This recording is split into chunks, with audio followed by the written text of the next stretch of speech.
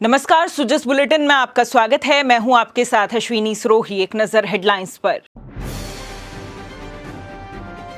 Heat wave प्रबंधन को लेकर चिकित्सा मंत्री ने ली उच्च स्तरीय बैठक। कहा, चिकित्सा तंत्र प्रोएक्टिव अप्रोच से करे काम, लापरवाही पर तय होगी अधीक्षक की जिम्मेदारी। राज्य में नए आपराधिक कानूनों को लागू करने को लेकर मुख्य सचिव ने ली समीक्षा बैठक। कहा, आमजन को त्वरित न्याय प्रदान करना है लक्ष्य। प्रदेश में मिलावट के खिलाफ जारी विशेष अभियान। जयपुर में अमानक श्रेणी का 16,000 लीटर खाद्य तेल सीज।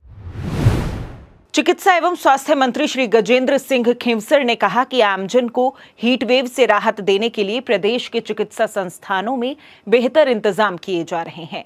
चिकित्सा एवं स्वास्थ्य विभाग का प्रयास है कि लू और तापघात से किसी भी व्यक्ति को तकलीफ नहीं हो और पीड़ित मरीजों को तुरंत बेहतर उपचार मिले। चिकित्सा मंत्री ने आज हीट वेव और मौसमी बीमारियों के प्रबंधन को लेकर स्वास्थ्य भवन में उच्च स्तरीय समीक्षा बैठक ली।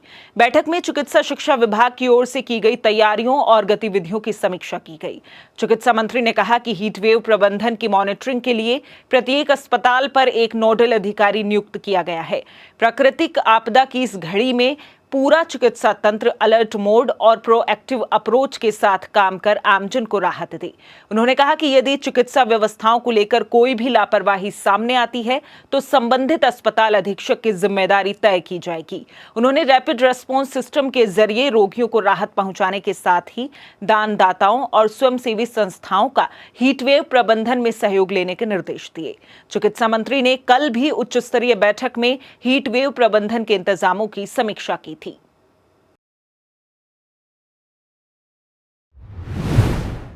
बढ़ती गर्मी के प्रकोप और हीट वेव से बचाव के लिए प्रदेश के सभी अस्पतालों में माकूल बंदोबस्त किए जा रहे हैं। चिकित्सा एवं स्वास्थ्य विभाग की एसीएस श्रीमती शुभ्रा सिंह ने सोमवार को राजकीय जयपुरी अस्पताल का आकस्मिक निरीक्षण कर हीट वेव प्रबंधन सहित अन्य व्यवस्थाओं का जायजा लिया।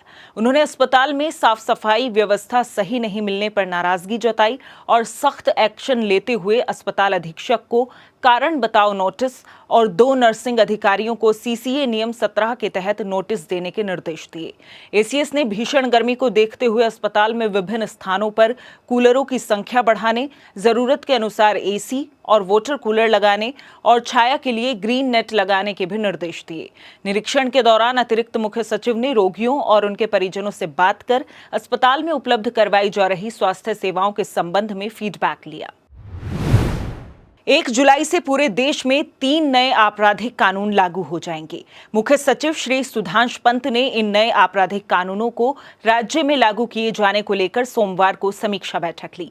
मुख्य सचिव ने कहा कि नए कानूनों की मंशा के अनुरूप सभी कानूनी पेशेवरों, अनुसंधान अधिकारियों और अभियोजकों को सुचारू बदलाव के लिए शिक्षित किया जाए ताकि उन्हें नए प्रावधानों की बुनियादी जानकारी हो सके।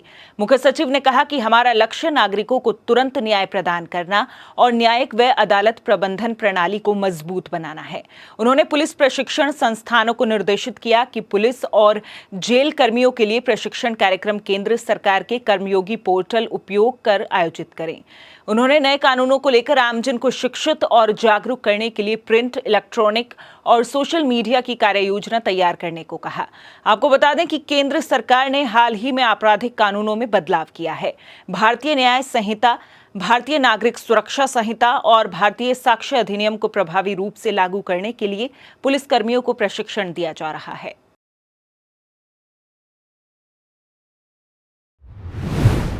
अतिरिक्त मुख्य सचिव श्री अभय कुमार ने सोमवार को आगामी मॉनसून सीजन में पौधारोपण को लेकर वीसी के माध्यम से बैठक ली। उन्होंने इस दौरान पिछली बैठक में दिए गए निर्देशों की समीक्षा की। उन्होंने कहा कि आगामी मॉनसून में सभी विभाग आपसी समन्वय रखकर कार्य योजना के अनुसार कार्य करें और सघन वृक्षारोपण और चारागाह विकास अभियान को सफल बनाएं। उन्होंने पौधारोपण की कार्य योजना को अपडेट करने, ज्यादा से ज्यादा सामुदायिक सहभागिता सुनिश्चित करने और खनन क्षेत्रों में भी पौधारोपण करवाने के साथ ही सीएसआर के तहत विभिन्न उद्योग समूहों को भी पौधारोपण कार्यक्रम से जोड़ने और जरूरत के अनुसार पौधों की उपलब्धता सुनिश्चित करने के निर्देश दिए। प्रदेश में मिलावट के खिलाफ चलाए जा रहे विशेष अभियान के तहत ताबड़तोड़ कार्रवाई की जा रही है। सोमवार को जयपुर में सरना डूंगर स्थित एक फर्म पर कार्रवाई कर करीब 16,000 लीटर खाद्य तेल सीज किया गया है। खाद्य सुरक्षा एवं औषधि नियंत्रण आयुक्त श्री इकबाल खान के नेतृत्व में ये कार्रवाई की गई। अतिरिक्त आयुक्त श्री पंकज ओझा ने बताया कि फर्म एसएमवी सोलवेक्स प्राइवेट लिमिटेड के परिसर में खाद्य सुरक्षा विभाग की टीम ने लगभग 3,500 लीटर सरसों तेल और 12,400 लीटर मूंगफली तेल अमानक खाद्य श्रेणी का होने के संदेह के आधार पर सीज किया।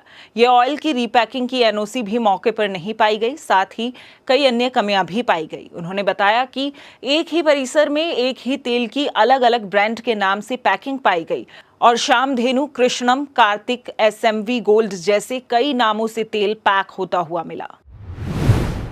जिस बुलेटिन में फिलहाल इतना ही, फिर होगी आपसे मुलाकात, तब तक के लिए नमस्कार।